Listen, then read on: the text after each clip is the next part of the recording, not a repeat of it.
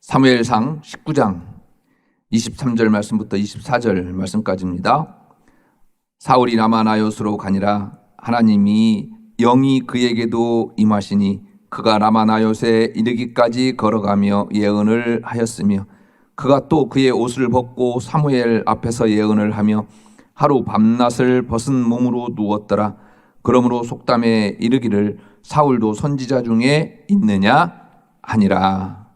아멘. 우리 장소화 선생님의 찬양은 참 힘이 있어요. 이 어려울 때 또 귀한 찬양 해주셔서 힘이 됩니다. 여러분들도 어느 곳에 계시든지 다른 사람들에게 이 어려울 때 힘이 되는, 힘의 원천으로 살아가는 여러분들 되시기를 주의 이름으로 축복합니다. 철저한 불신자였던 대학생이 하나 있었어요. 다니던 대학이 미국의 엘즈베리 대학이었는데 그 대학은 미션 스쿨이었죠. 그래서 학점을 위해서 억지로 채플에 참석해야만 했습니다. 다른 많은 학생들도 억지로 채플에 참석했기 때문에 불만을 가지고 늘 예배에 참석했지요. 저도 대학을 미션 스쿨 나와서 잘 압니다. 신대원을 준비하는 저에게도 대학 채플은 참 짜증나는 일이었습니다. 믿지 않은 친구들에게 채플 드리기 전후 늘 욕을 먹었어요. 이런 예배를 꼭 이렇게라도 드려야 되나 회의감이 들 때가 참 많았었습니다. 설교가 다 끝나갈 무렵 목사님이 이렇게 이야기합니다. 예수님을 만나기를 원하는 사람은 모두 앞으로 나오십시오 라고 말했습니다. 그러나 아무도 나가는 사람 없습니다. 그때 친구들이 어깨를 툭 치며 장난스럽게 한 친구에게 이렇게 이야기합니다. 나가봐라 내가. 혹시 목사님이 나온 너에게 장학금을 줄지 어떻게 하느냐. 대표로 한번 나가봐라. 친구들은 서로 빈정거리며 장난기 있는 말로 나가보라면서 이야기했지요. 기독교를 싫어하긴 했어도 이런 장난을 싫어했던 이 친구는 일어나 목사님 앞으로 나갔습니다. 순간 마음의 감동을 받고 예수님을 영접하게 되었습니다. 스탠리 존스라고 하는 이 대학생은 훗날 인도에서 수십만 명을 하나님 앞에 나오게 하는 선교사로서 위대한 인도의 깨우침이 되었죠. 마하트마 간디, 타고르 등과 함께 아슈람 운동에 참가하고 인도를 위해서 평생토록 헌신했던 사람입니다. 당시 타임지는 그를 세계에서 가장 위대한 선교사로 소개할 정도였습니다. 저서로는 인도의 길을 걷고 있는 예수라는 책이 있습니다. 살다 보면 이런 일도 있습니다. 마치 다메섹을 걷고 있던 바울처럼 말입니다. 하나님의 은혜와 성령의 역사를 우리는 어느 때는 도저히 이해할 수 없을 때가 많습니다. 오늘 본문이 바로 그렇습니다. 본문은 사울을 피하여 다윗의 도피 시절을 다루고 있습니다. 대략 다윗은 10년 동안이나 사울에게 쫓기면서 피난 생활을 해야만 했죠. 사울의 살해 위기에서 아내 미갈의 도움으로 간신히 벗어난 다윗이 예루살렘 북쪽 8km 정도에 있는 라마에 있는 사무엘에게로 도망갑니다. 사무엘을 만나서 사울에게 당했던 일들을 또 죽을 고비에 대해서 이야기합니다. 사무엘은 다윗을 데리고 라마에 있는 나요스에서 함께 살았습니다. 나요시라고 하는 말은 거주지라는 말인데 라마에 있는 거주지라는 뜻이죠. 아마 사무엘이 이 라마에 선지자 학교를 세웠는데 선지자 학교를 일컫는 것 같습니다.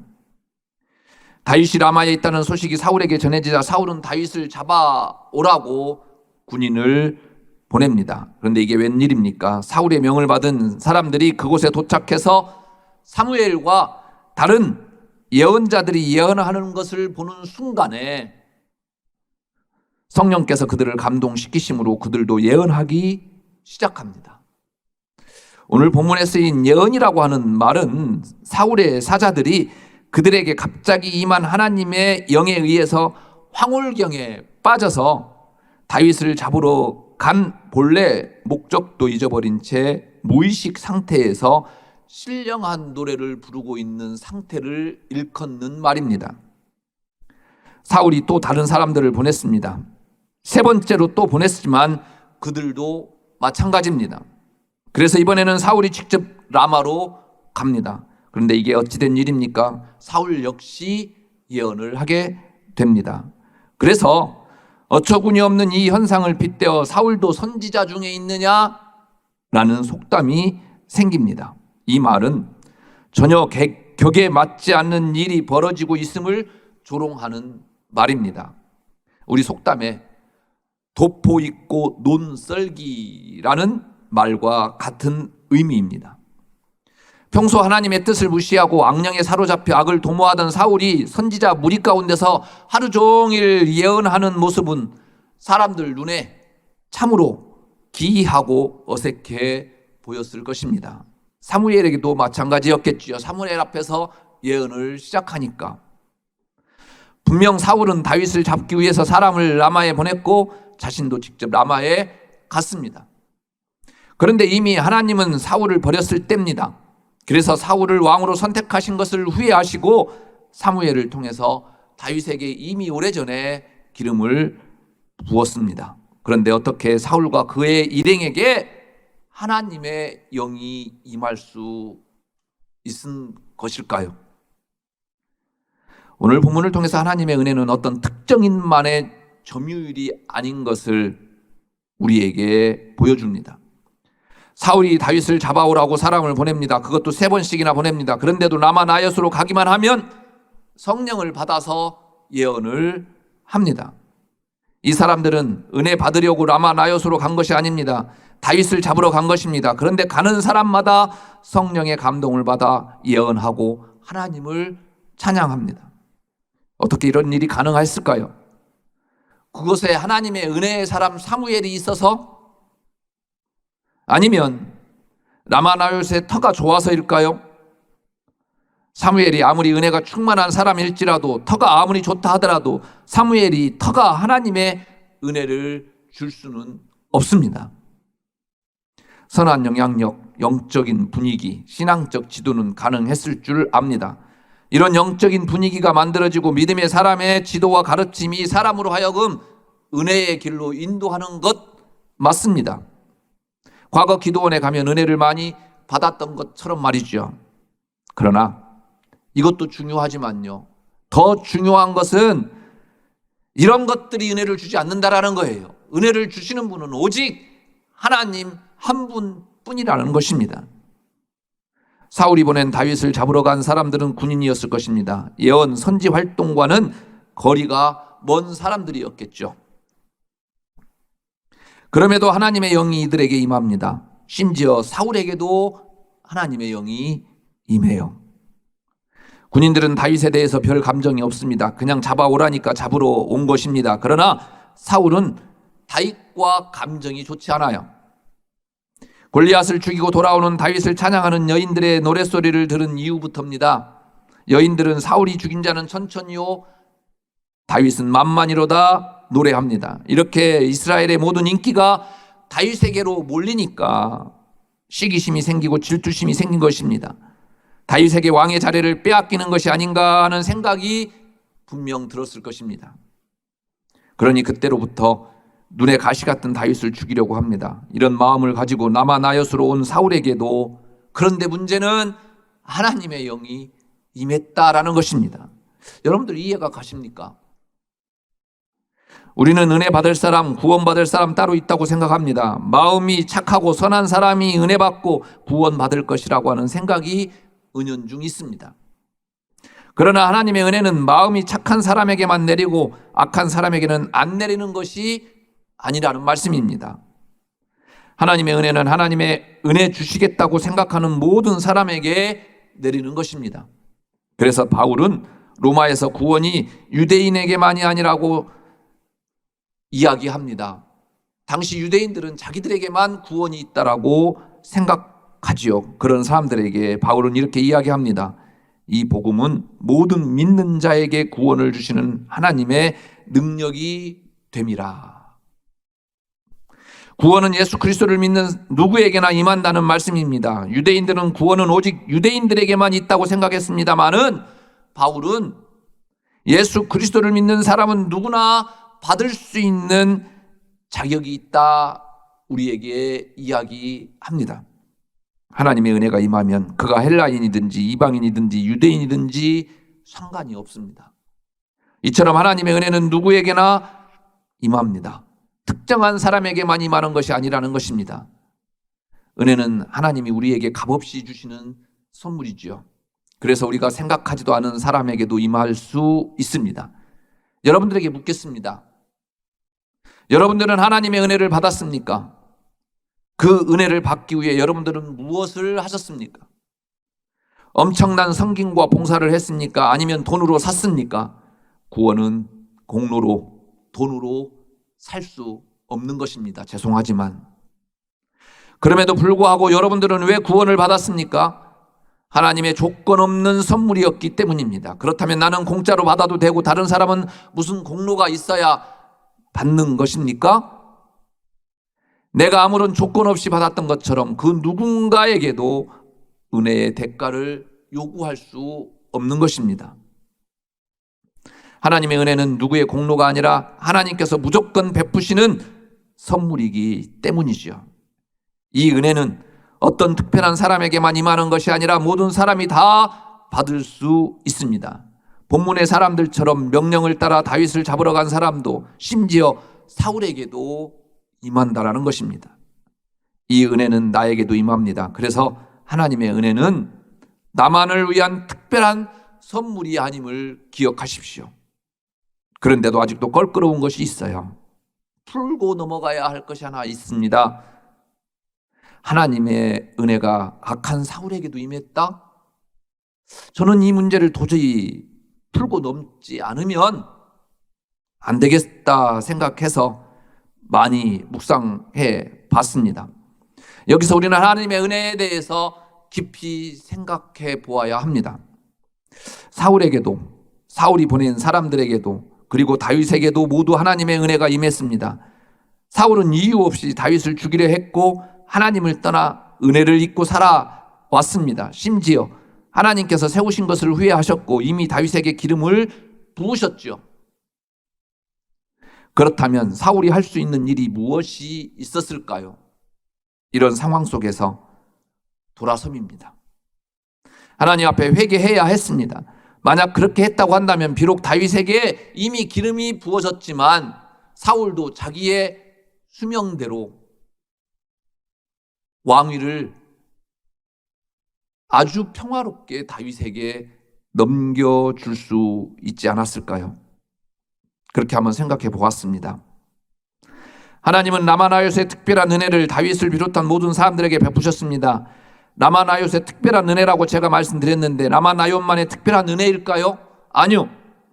하나님의 은혜는 언제나 모든 사람들에게 무조건적으로 허락하십니다. 그런데 문제는 그 하나님의 은혜를 은혜로 받아들이냐라는 것이죠. 지금도 하나님을 믿는 우리는 이렇게 예배의 자리에 와 있습니다. 그런데 우리에게만 특별히 하나님의 은혜가 내려진 것이 아닙니다. 믿지 아니하는 불신자들에게도 지금도 여전히 하나님의 은혜는 우리와 똑같이 내려졌다라는 것입니다. 그런데 우리는 왜 이 예배의 자리에 있습니까? 하나님의 은혜를 고백할 줄 알기 때문이죠. 그러나 믿지 않는 사람들은 우리가 이렇게 지금 이곳에 있음을 비방하거나 욕할 수도 있습니다. 왜냐하면 그들은 하나님의 은혜를 은혜로 받아들이지 않기 때문에 그런 것이겠죠. 다윗을 보십시오. 사울이 하나님의 영이 임하여 예언하고 있습니다. 그것도 옷을 벗고 하루 종일 벗은 몸으로 말이죠. 그런데 바로 이 시간이 다윗에게는 은혜의 시간이었음을 우리는 기억해야 합니다. 이 시간을 이용하여 다윗은요, 사울에게서 도망치는 시간을 벌었어요. 그래서 친구 요나단에게 가서 하소연합니다. 도대체 내 아버지는 내가 무슨 잘못을 지었길래 나를 그렇게 못 죽여서 안달이시느냐라고 묻죠. 요나단은 친구 다윗에게 위로하면서 이렇게 이야기합니다. 내 소원이 무엇이든지 내가 너를 위하여 그것을 이루리라는 말을 건네요. 그리고 기회를 틈타 아버지 사울에게 다윗에 대해서 이야기하지요. 그러나 사울은 요나단에게 다윗이 살아있을 동안 이 나라가 든든히 서지 못할 것이고 우리 가문이 든든히 서지 못할 것이라면서 심지어 다윗을 주둔하는 요나단이 아버지에게 직고했을 때 그 아들에게마저도 단창을 꺼내 던집니다. 결국 요나단은 다윗에게 피하라고 해서 높당으로 피하는 겁니다. 그곳에서 아히멜렉 제사장에게 사실 다윗은 거짓말을 했죠. 그래서 그 결과 높당의 85명의 제사장과 아히멜렉 대제사장이 죽게 되는 대참사가 일어납니다. 그리고 더 혹독한 시련의 시기가 다윗에게 기다리고 있었습니다. 이 또한 다윗에게 하나님의 은혜라고 말할 수 있을까요? 사울이 하나님의 선택을 받았지요. 사울에게는 왕으로서의 준비할 시간이나 고난의 길이 없었습니다. 하나님의 선택만으로 아무 준비 없이 바로 왕이 되었습니다. 그럼에도 하나님을 떠났습니다. 결국 인본적인 생각으로 자신의 왕권을 유지하기 위해서 하나님을 떠났던 게죠. 사무엘서는 비록 나라의 체제는 사사시대에서 왕정시대로 바뀌었는지 모르겠지만 여전히 이스라엘은 하나님이 다스리는 나라라는 것을 보여주기 위해서 쓴 책이 사무엘서입니다. 언제든지 하나님은 아니다 싶은 왕은 가차없이 왕위를 옮기셨습니다. 세상의 왕권과는 다른 것입니다. 사울은 이것을 잊고 있었습니다. 그러나 다윗 보십시오. 아주 오래전에 이미 하나님의 기름 부음을 받았습니다. 그럼에도 불구하고 10년 넘게 사울의 추격을 받아 도망자 신세가 되었습니다. 그러나 그 고난이 다윗을 다윗되게 했던 것 기억하십시오. 어떠한 고난 가운데서도 하나님만 바라보게 했습니다. 비록 막강한 권력을 갖게 되어 왕의 자리에 앉아 잘못을 저질렀을 때 하나님 앞에 옷을 벗고 죄를 뿌리며 회개의 자리에 앉게 했습니다. 이것이 바로 은혜를 은혜로 아는 자의 모습인 것입니다. 오늘 본문에서도 똑같은 라마나요스의 은혜를 받았습니다. 그러나 사울은 하나님의 은혜를 사울도 선지자 중에 있느냐라고 하는 비난과 조롱의 대상으로 만들어 버렸습니다. 그러나 다윗에게는 사울에게 도망칠 수 있는 은혜의 시간이 되었고 그 시간은 비록 10년 넘게 길었지만 아둘람 굴에서 훗날 다윗 왕국의 대들보들이 될 동지들을 만나게 하는 시간들로 채워주십니다. 처음 400명에서 600명까지 늘어나게 되었는데 이들은 앞으로 왕으로서의 자질을 연마하는 데 큰 도움이 되었고 기여를 하게 되었죠. 이들 중에는 갓 선지자를 포함해서 대제사장 아비아달 그리고 사무엘하 23장에 나오는 다윗의 3대 명장과 30인의 용사들이 모두 이 아둘람 공동체 일원이었음을 여러분들은 아십니까? 하나님은 다윗을 이렇게 키워 가셨습니다. 그 이유가 무엇입니까? 라마나요스의 은혜입니다. 누구나 보편적인 은혜를 받습니다. 그러나 누구나 똑같은 은혜로 받아들이는 것은 아닙니다. 하나님의 은혜를 내 것으로 만드는 자에게는 하나님께서 특별히 주시는 은혜, 그것이 바로 라마나요스의 은혜였던 것입니다. 요즘 산과 들을 보면 푸르름으로 가득하고 그 어느 때보다도 가장 왕성한 성장의 시기임을 알 수 있죠. 길을 걷다 보면 보도 블럭 사이와 조금 갈라진 아스팔트 사이에 풀이 나는 것을 보셨습니까? 약간의 흙이 있고 물과 햇빛이 있으면 그곳이 어디든지 환경과 조건을 초월해서 식물은 자라더라고요. 하나님의 은혜가 꼭 이와 같습니다. 하나님의 은혜는 환경과 조건을 초월하여 임합니다. 쫓기고 있는 다윗과 같은 사람이든지 아니면 쫓는 사울이라 할지라도 사악한 사람이든지 선한 사람이든지 그 사람의 환경과 처지를 초월하여 임한다라는 사실입니다. 모두 하나님의 은혜에 우리는 노출되어 있는 존재입니다. 그러나 다윗이 되고 사울이 됩니다. 은혜 안에 엎드릴 때 하나님의 은혜는 더 깊은 은혜가 됩니다. 기도하겠습니다.